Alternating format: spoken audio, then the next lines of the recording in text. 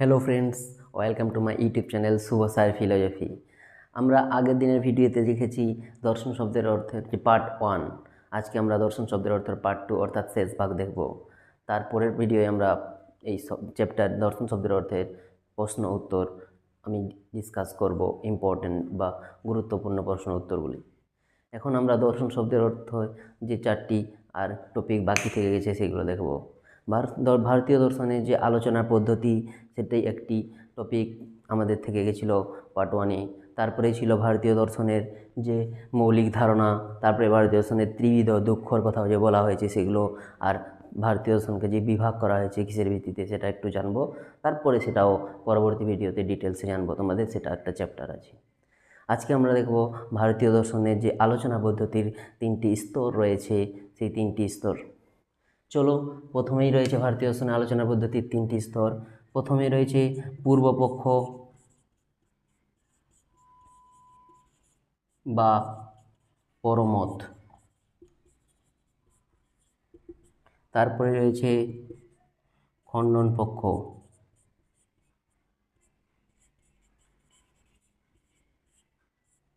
তারপরেই রয়েছে আমাদের উত্তর পক্ষ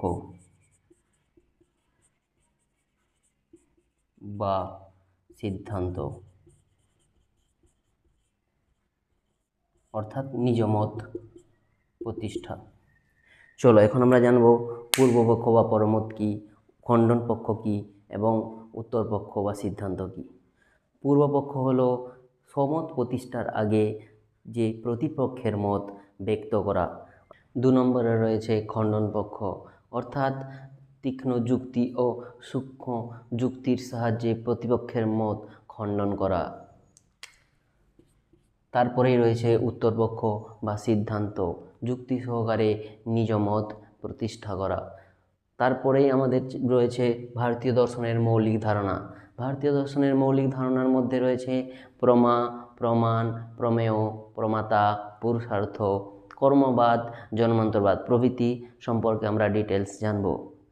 পরীক্ষায় দিতেই পারে আগেরটা যে আলোচনা পদ্ধতির কয়টি স্তর ও কি কি, 1, 2, 3, 4 এরকম করে অপশান দিয়ে দেবে, A 1, B 2, C 3, D 4। তো তোমাদের বেছে নিতে হবে, তখন তাহলে 3 হবে উত্তর। তারপরে আমাদের ভারতীয় দর্শনের মৌলিক ধারণার মধ্যে আমি বললাম প্রমা রয়েছে, প্রমাণ রয়েছে, প্রমেয় রয়েছে, প্রমাতা রয়েছে, পুরুষার্থ,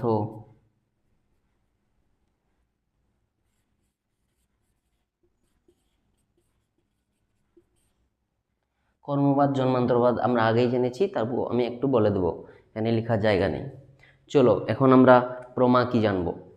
প্রমা শব্দটা এসছে প্রমা, প্র অর্থাৎ প্রকৃষ্ট জ্ঞান বা যথার্থ জ্ঞান, প্রকৃষ্ট জ্ঞান বা যথার্থ জ্ঞান। এখানে প্রমা সংজ্ঞাটি আমরা ভারতীয় দর্শনে যথার্থ জ্ঞানকে বুঝিয়ে থাকি। প্রমা শব্দের অর্থের দ্বারা যথার্থ জ্ঞানকেই আমরা প্রমা বলি। এটা যেমন একটি কি মার্কার, এই মার্কারটাকে আমরা মার্কার বলছি, এটি একটি যথার্থ জ্ঞান।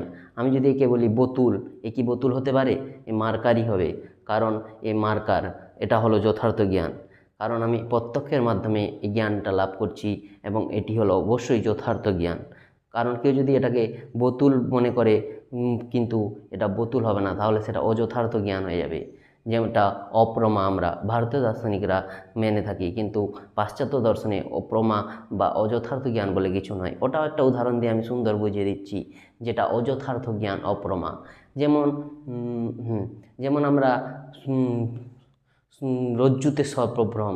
কোনো একদিন আমরা রাস্তায় রাত্রেবেলা হাঁটতে হাঁটতে বা সন্ধ্যাবেলা হঠাৎ দড়ি দেখে তাকে সাপ মনে করেছি।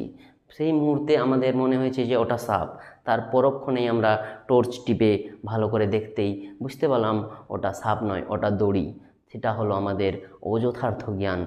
যেমন সাপ মনে করেছিলাম, অ্যাকচুয়ালি সেটা তো সাপ নয়, সেটা তো দড়ি, তো এটাকে আমরা অপ্রমা বলি। তারপরেই রয়েছে আমাদের প্রমাণ। প্রমাণ আমাদের, তোমাদের একটা চ্যাপ্টার আছে যে জ্ঞানের 6টি পদ্ধতি বা প্রমাণ, যে ছটি সেগুলি হলো প্রত্যক্ষ, অনুমান, উপমান, শব্দ, অর্থাপত্তি, অনুপলব্ধি। সেগুলো আমরা ডিটেলসে সেই পরের চ্যাপ্টারে জানবো।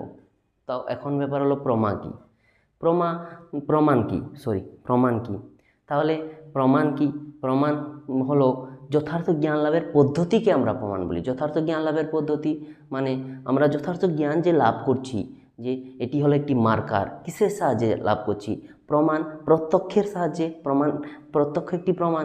তাহলে আমি প্রত্যক্ষের সাহায্যে বলতে পারছি এটি একটি মার্কার, বা এটি একটি গ্লাস, জল রয়েছে তার মধ্যে। আমি কিসের দ্বারা বলতে পারছি? প্রত্যক্ষের দ্বারা। তো এর যে জ্ঞানটা লাভ হচ্ছে প্রত্যক্ষের মাধ্যমে বা প্রমাণের সাহায্যে, তাহলে যথার্থ জ্ঞান লাভের পদ্ধতিকে আমরা প্রমাণ বলি। যথার্থ জ্ঞান লাভটাকে আমরা প্রমা বলছি, আর জ্ঞান লাভের পদ্ধতিটাকে, যথার্থ জ্ঞান লাভের পদ্ধতিটাকে আমরা প্রমাণ বলছি। মনে রাখবে, যথার্থ জ্ঞানকে আমরা প্রমা বলি, যথার্থ জ্ঞান লাভের পদ্ধতিকে আমরা প্রমাণ বলি। তারপরেই আসছে প্রমেয়। প্রমেয় হলো যথার্থ জ্ঞান লাভের বিষয়কে, যেমন এটি একটা বিষয়, খাতা সেটি একটি বিষয়, মানুষ সম্পর্কে জানা সেটি একটি বিষয়, পশু সম্পর্কে জানা সেটি একটি বিষয়। তাহলে যথার্থ জ্ঞান লাভের বিষয়কে আমরা বলছি প্রমেয়। তারপরেই রয়েছে আমাদের প্রমাতা, যিনি জ্ঞান লাভ করেন। এই যে আমরা জ্ঞান লাভ করছি, আমরাই হলাম প্রমাতা। যিনি জ্ঞান লাভ করছেন তিনি হলেন প্রমাতা। তাহলে এখানে আমি জ্ঞান লাভ করছি, এটি মার্কার, এটি হলো বই, ওটি হলো খাতা, এটি হলো গ্লাস। তাহলে আমি হলাম প্রমাতা, যিনি জ্ঞান লাভ করছেন, অর্থাৎ জ্ঞাতা। তারপরেই রয়েছে আমাদের পুরুষার্থ। পুরুষার্থ চারটি: ধর্ম, অর্থ, কাম, মোক্ষ। তাহলে পুরুষার্থ কয়টি? চারটি: ধর্ম, অর্থ, কাম, মোক্ষ। মানে যেটা পুরুষের কাম্য বস্তু। পুরুষ কথার অর্থ এখানে কোনো পুরুষ মানুষকে বোঝায়নি, মেল। পুরুষ মানে এখানে আত্মাকে, অর্থাৎ সচেতন আত্মাকে বোঝানো হয়েছে। পুরুষার্থ সচেতন আত্মার কাম্য বস্তু, সেগুলো চারটি আমরা ধর্ম, অর্থ, কাম, মোক্ষ জানলাম। এখন ধর্ম কি? ধর্ম হচ্ছে যে আমাদের পূজা পাঠ, সেই ধর্মকে বোঝানো হয়নি। ধর্ম হলো শাস্ত্রসম্মত আচরণ বিধি। তারপরে রয়েছে অর্থ। ধর্ম তাহলে আমাদের প্রথম পুরুষার্থ, অর্থ হচ্ছে মানব জীবনের দ্বিতীয় পুরুষার্থ। অর্থ হলো আমাদের জীবনের যে ইচ্ছা বা ইষ্ট সাধনের উপায়, মানে আমাদের ইচ্ছাগুলো পূরণ করে অর্থ। তারপরেই রয়েছে কাম। কাম হলো আমাদের জাগতিক বস্তুর প্রতি যে আকাঙ্ক্ষা, একটা টান, এই জামাটা দরকার, ওই জামাটা দরকার, এই গাড়ি দরকার, ওই গাড়ি দরকার, আমি এটা পরবো না, আমি এটা খাবো না, আমি ফুচকা খাবো, আমি পকোড়া খাবো, আমি এগ রোল খাবো, আমি ভালো ভালো জামা পরবো, আমি ভালো ভালো গাড়ি চড়বো, আমি ভালো ভালো বাড়ি বানাবো। এই যে আমাদের কাম, এগুলো হলো কামের মধ্যে পড়ে, কামনা, বাসনা। তারপরে রয়েছে মোক্ষ। মোক্ষ হলো ভারতীয় দর্শনের পরম পুরুষার্থ, অর্থাৎ চতুর্বর্গর মধ্যে যে চতুর্থ পুরুষার্থ হলো মোক্ষ। এর মাধ্যমে আমরা মুক্তি লাভ করি। তারপরে আমরা দেখব ভারতীয় দর্শনের ত্রিবিধ দুঃখ। ভারতীয় আরেকটা জিনিস আমি তোমাদের বলতে ভুলে গেলাম, কর্মবাদ বা পুনর্জন্মবাদ। কর্মবাদ হলো মানুষের কৃতকর্মের ফল তাকেই ভোগ করতে হয়। প্রতিটি কর্ম তার ফল উৎপাদন করে। কর্ম দু প্রকার: সকাম কর্ম, নিষ্কাম কর্ম। আমরা সকাম কর্ম বলতে বোঝাবো যে কর্মে আমাদের স্বার্থ থাকবে। যেমন আমি আজকে তোকে খাওয়াচ্ছি, তুই কালকে আমাকে খাওয়াবি, এটা একটা চিন্তাধারণা মনের মধ্যে। তারপরে একটা, যেমন আজকে আমি এই নোটটা দিচ্ছি, তারপরে কালকে তার কাছ থেকে সেই নোটটা নিয়ে নেব। এই যে একটা স্বার্থ ভাব, এটা হলো সকাম কর্ম, একটা স্বার্থ থাকে। আর নিষ্কাম কর্ম, কর্ম তো দুভাগ, সকাম, নিষ্কাম। নিষ্কাম হলো যেখানে নিঃস্বার্থ, কোনো স্বার্থ থাকে না, এমনি দিলাম তো আমার কোনো তার প্রতি কোনো চাওয়া পাওয়া নেই। যেমন স্বামীজি, এরকম অনেকে আছেন। তাহলে পরীক্ষায় পড়তে পারে কর্ম কয় প্রকার ও কী কী? দু প্রকার, সকাম, নিষ্কাম। পুরুষার্থ কয়টি ও কী কী? চারটি: ধর্ম, অর্থ, কাম, মোক্ষ। চারটা অপশান দিয়ে দেবে, কোনটি নয়। এগুলো ভালো করে মনে রাখবে, তোমরা লিখে নাও। তারপরে আমাদের রয়েছে ভারতীয় দর্শনে ত্রিবিধ দুঃখ। উম, ভারতীয় দার্শনিকরা যখন দেখলেন যে মানুষের মধ্যে তো শোক, দুঃখ, কষ্ট, জোড়া, ব্যাধি, মানে আত্মার যে মুক্তি সেটা কারণ নেই। আত্মানং বিদ্ধি, অর্থাৎ আত্মার মুক্তি, আত্মাকে জানা কারোর মধ্যে নেই সচেতনতা।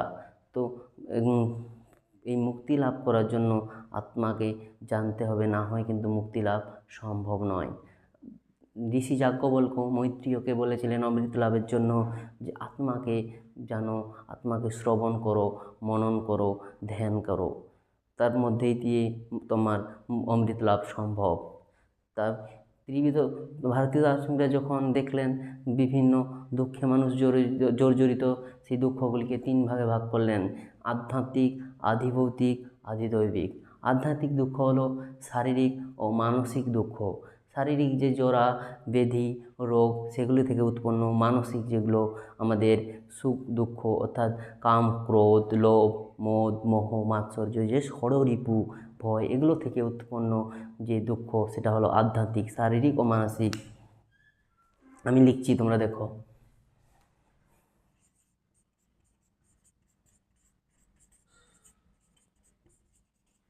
তারপরে আছে আধিদৈবিক,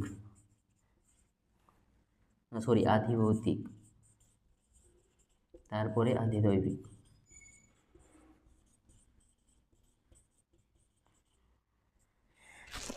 কি গরম, তোমাদের জন্য ফ্যান বন্ধ করে ভিডিও করতে হচ্ছে। তারপরে দেখো আধিভৌতিক। আধিভৌতিক দুঃখ হলো যেটা বাহ্য কারণে সৃষ্ট দুঃখ, যেমন মানুষের সৃষ্ট বা পশু পাখি থেকে সৃষ্ট দুঃখ। তারপরে আছে আমাদের আধিদৈবিক। আধিদৈবিক হলো যে বিভিন্ন অনাবৃষ্টি, অতিবৃষ্টি, ভূত প্রেত থেকে সৃষ্ট বিভিন্ন দুঃখ। তাহলে দুঃখ কয় ভাগে ভাগ করা হয়, কী কী পরীক্ষায় পড়ে লিখতে পারবে? 3 ভাগে: আধ্যাত্মিক, আধিভৌতিক, আধিদৈবিক। তারপরে রয়েছে আমাদের ভারতীয় দর্শনের শ্রেণী বিভাগ। এটা আমি আগের ভিডিওতেই তোমাদের বলেছি, ভারতীয় দর্শন বিভাগ করা হয়েছে বেদের ওপর ভিত্তি করে। কিন্তু আমরা ছোটোবেলা থেকে জেনেছি ভারতীয় দর্শনকে যে 2 ভাগে ভাগ করা হয়, আস্তিক আর নাস্তিক, ঈশ্বরের ওপর ভিত্তি করে। হ্যাঁ, আমরা ছোটোবেলাতে অনেক কিছু জানি, যেমন সূর্য পূর্ব দিকে ওঠে, পশ্চিম দিকে অস্ত যায়, কিন্তু সূর্য তো পূর্ব দিকে উঠে না, সূর্য তো স্থির, পৃথিবী ঘুরছে। তো সেই রকম আমরা কিছুটা জ্ঞান জেনে থাকি। তারপরেই বড় যখন হই আমাদের জ্ঞান চক্ষু খুলে এবং আস্তে আস্তে অনেক কিছুই জানতে পারি।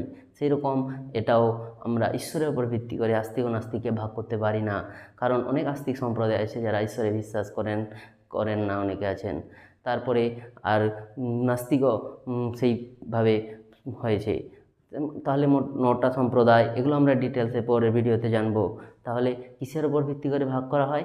বেদের ওপর ভিত্তি করে। যারা বেদে স্বীকার করেন তারা হলেন আস্তিক, আর যারা বেদে স্বীকার করেন না তারা হলেন নাস্তিক। তারপরের চ্যাপ্টারে আমরা জানবো যে এই সম্প্রদায়গুলির বিভাগ পুরো ডিটেলসে। তাহলে এই পর্যন্ত আজকের ভিডিওটা। যার যার ভালো লেগেছে লাইক এবং শেয়ার করে দিও, এবং যদি এই ভিডিওটি ভালো লেগে থাকে অবশ্যই সাবস্ক্রাইব করে পাশে থেকো। Thank you.